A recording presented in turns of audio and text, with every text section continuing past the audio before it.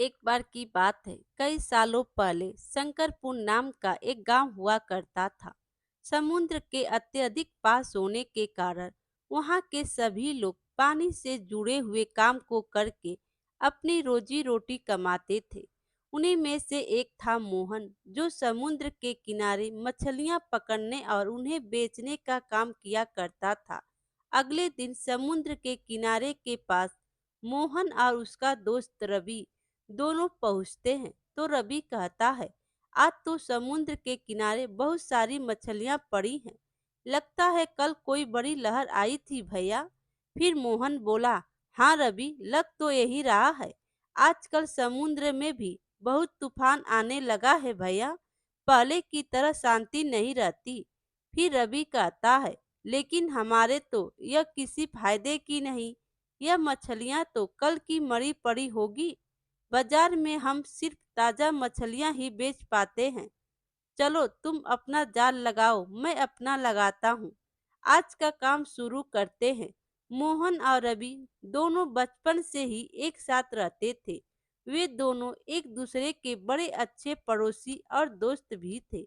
अब जैसे ही वह दोनों अपने दिन का काम खत्म करके घर लौट रहे थे, तो रास्ते में कुछ लोग हंसते हुए मोहन से कहते हैं, अरे मोहन, फिर से तुम काम करके इतनी रात को जा रहे हो ना?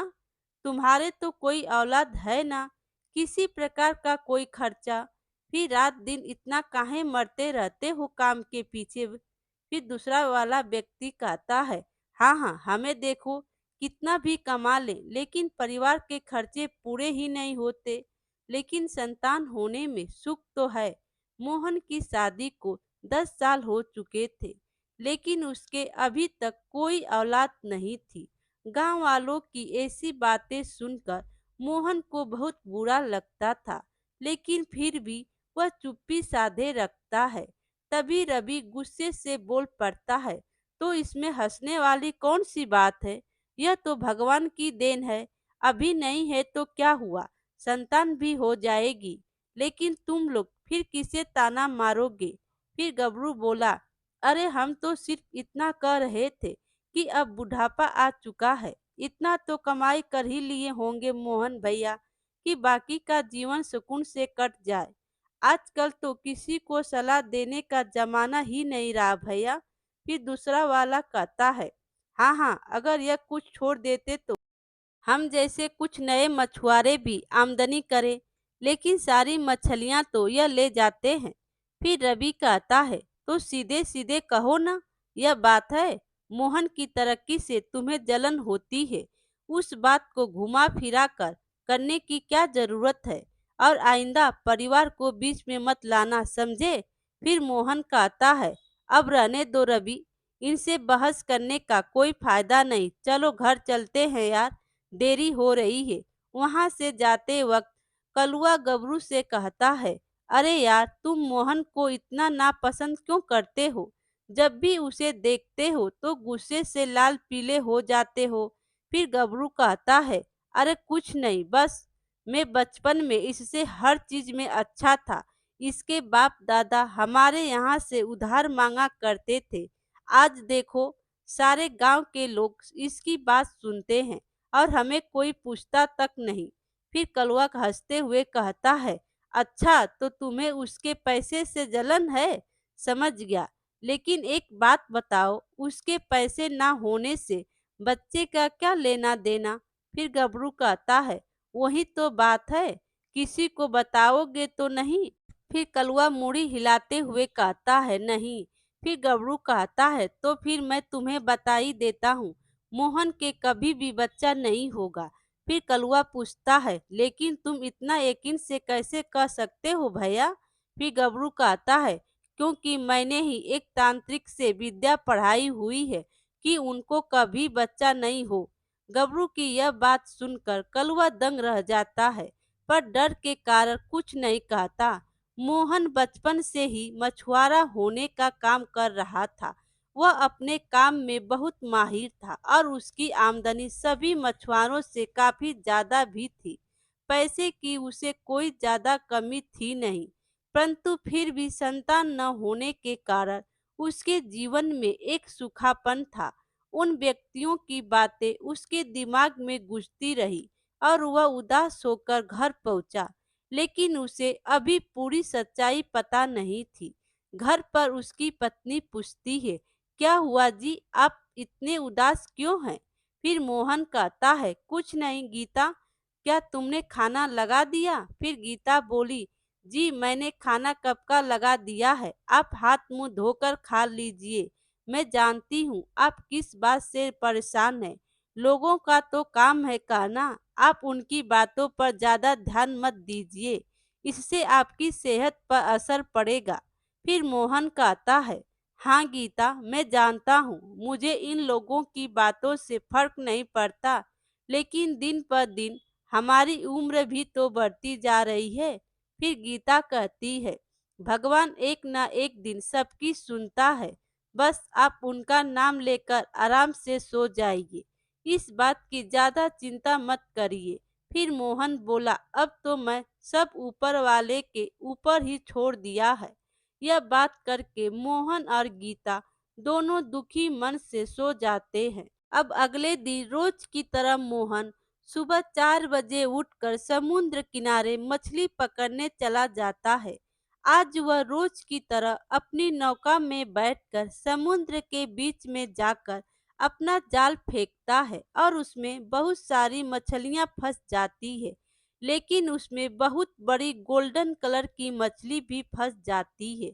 अब वह जैसे ही जाल ऊपर खींचता है तो वह देखता है कि वह मछली बोल रही थी कि मुझे छोड़ दो मछुआरे, मैं कोई आम मछली नहीं हूँ।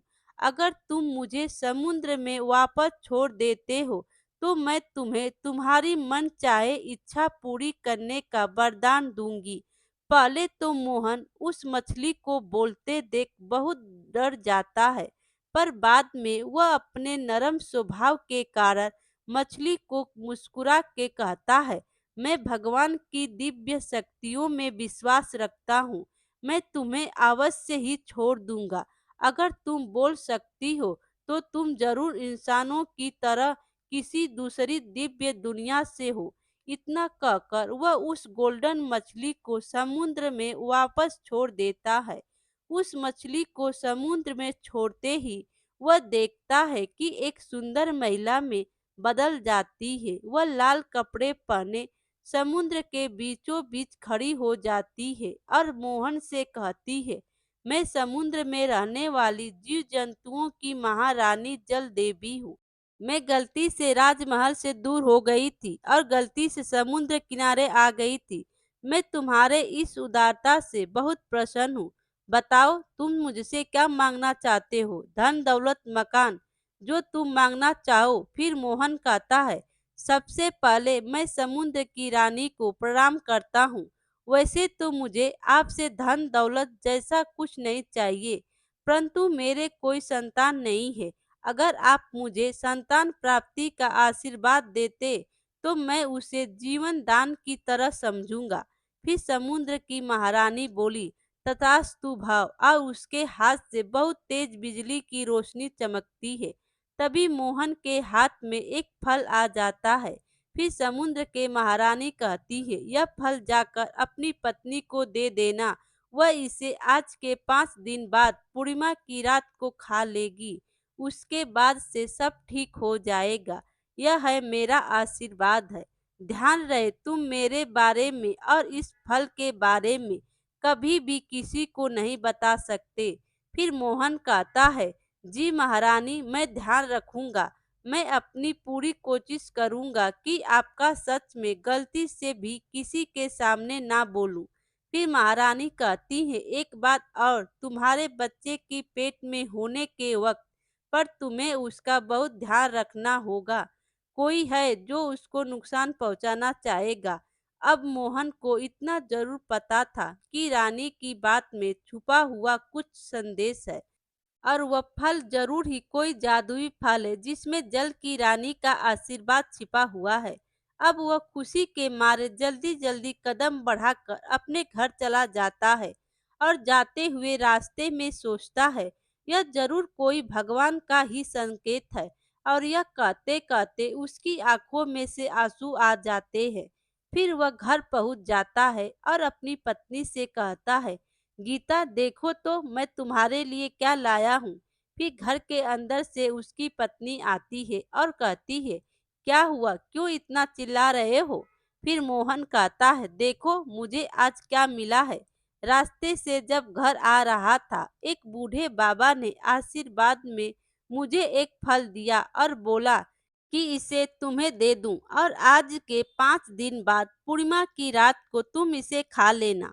फिर गीता बोली, अच्छा इधर लाओ मुझे दे दो। पर इसमें इतना खुश होने की क्या बात है।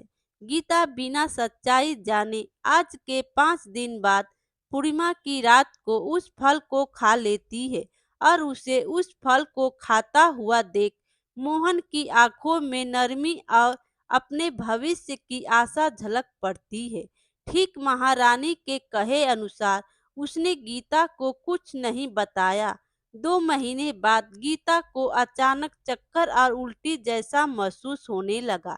पहले पहले तो वह इसे आम बात समझकर टाल देती थी, लेकिन जब 2-3 दिनों तक लगातार यह सब होता रहा, तब वह मोहन को जाकर बताती है, अजी सुनते हो, मेरी तबीयत 2-3 दिन से बहुत खराब है।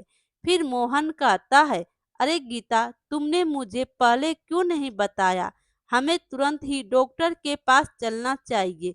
अब वह दोनों डॉक्टर के पास जाते हैं, सारे चेकअप कराते हैं। कुछ ही देर बाद डॉक्टर आते हैं और कहते हैं, मोहन जी आपकी पत्नी बिल्कुल ठीक है।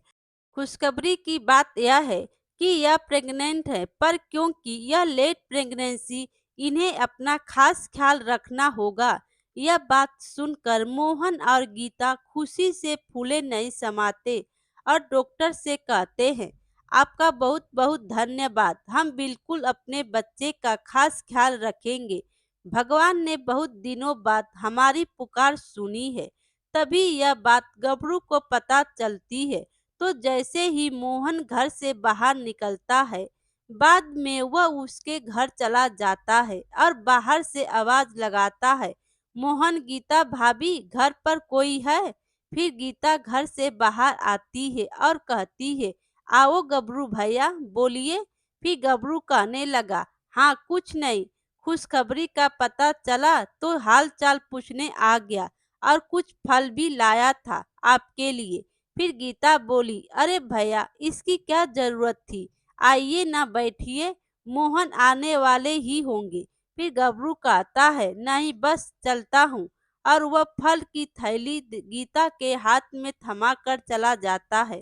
फिर शाम को जब मोहन घर आता है तो देखता है कि गीता सेव खा रही थी। तो मोहन कहता है, यह क्या तुम सेव खा रही हो, पर मैंने तो सेव लाया ही नहीं था। फिर गीता बोली, अरे गबरू भैया आए थे, वो देकर गए हैं। इतना सुनते ही मोहन डर जाता है और गीता के हाथ से सारा फल छीन कर फेंक देता है। फिर मोहन कहता है, मैंने तुमसे कितनी बार कहा है, जब तक मेरी लाई हुई चीज ना हो तुम्हें नहीं खानी है, तुम्हें समझ क्यों नहीं आता। अब मोहन डर कर मन ही मन कहता है, जल की रानी मेरे बच्चे की रक्षा करना। कुछ महीनों बाद गीता और मोहन की जिंदगी में अब खुशियां छा गई थी। उनके यहाँ एक लड़के ने जन्म लिया था जो बहुत ही सुंदर था। उसकी आंखें नीली थी, इतना सुंदर था कि जो देखता तो देखता ही रह जाता। फिर मोहन कहता है, देखो कैसे खिलखिला रहा है, बिल्कुल तुम पर गया है। फिर गीता कहती है, हाँ वो तो है, पर हम इसका क्या नाम रखेंगे। फिर मोहन कहता है, इसका नाम हम नीरज रखेंगे। तो गीता कहती है, पर क्यों, और भी तो बहुत अच्छे अच्छे नाम हैं। फिर मोहन कहता है, वह मैं तुम्हें नहीं बता सकता। मोहन मुस्कुरा देता है, यह नाम उसने पानी से जुड़ा हुआ रखा था।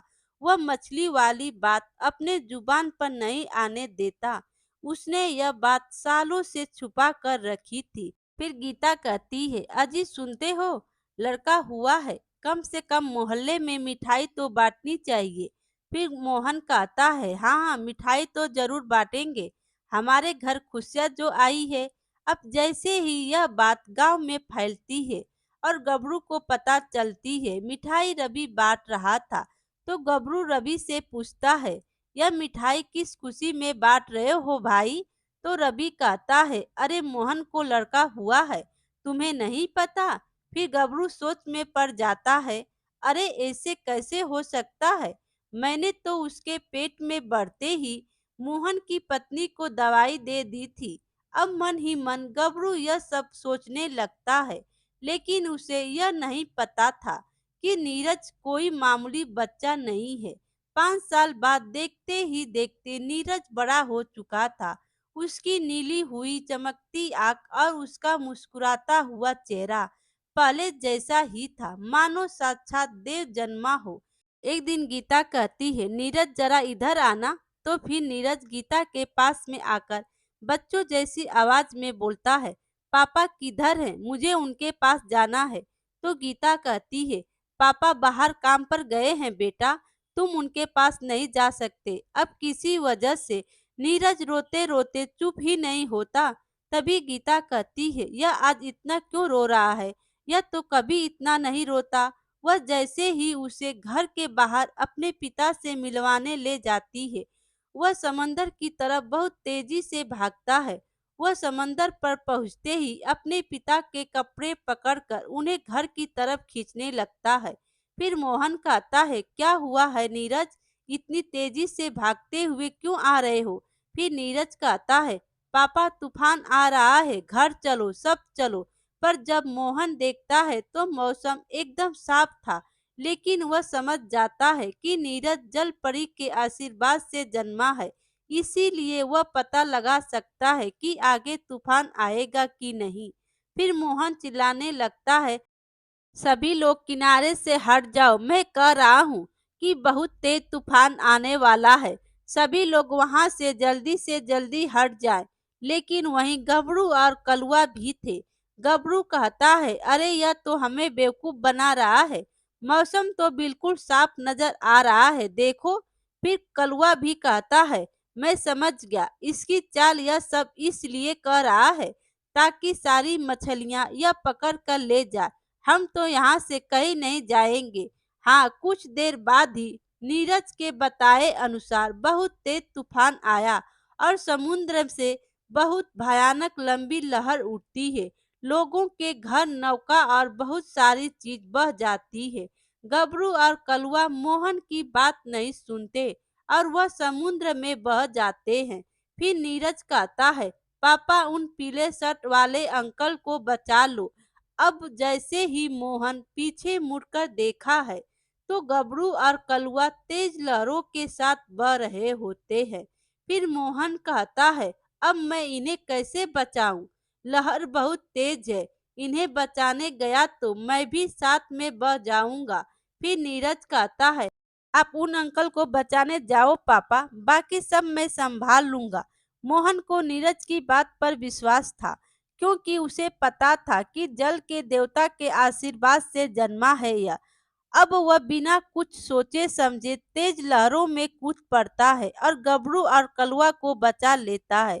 थोड़ी दूर खड़ा नीरज समुद्र की ओर देख जल की रानी, जल की देवी को देखकर मुस्कुराने लगता है। तभी गबरू और कलुआ आते हैं। गबरू नीरज को गले से लगा लेता है। गले लगाते ही गबरू फूट फूट कर रोने लगता है और कहता है, अगर आज तुम ना होते तो शायद हम सब नहीं बच पाते। मैंने जलन के कारण हमेशा अपने जीवन में गलत ही किया और उसका ही एक शिकार नन्ही जान बन गई। मुझे माफ कर दो बेटे। फिर नीरज बोला, कोई बात नहीं अंकल, मैं आपसे गुस्सा नहीं हूँ। इसके बाद वह बिना किसी डर से खुशी से रहने लगते हैं। मेरे प्यारे दोस्तों, कहानी अच्छी लगी हो तो लाइक कीजिए और अपने दोस्तों में भी शेयर कीजिए और चैनल पर नए हो तो चैनल को सब्सक्राइब कीजिए। Thank you.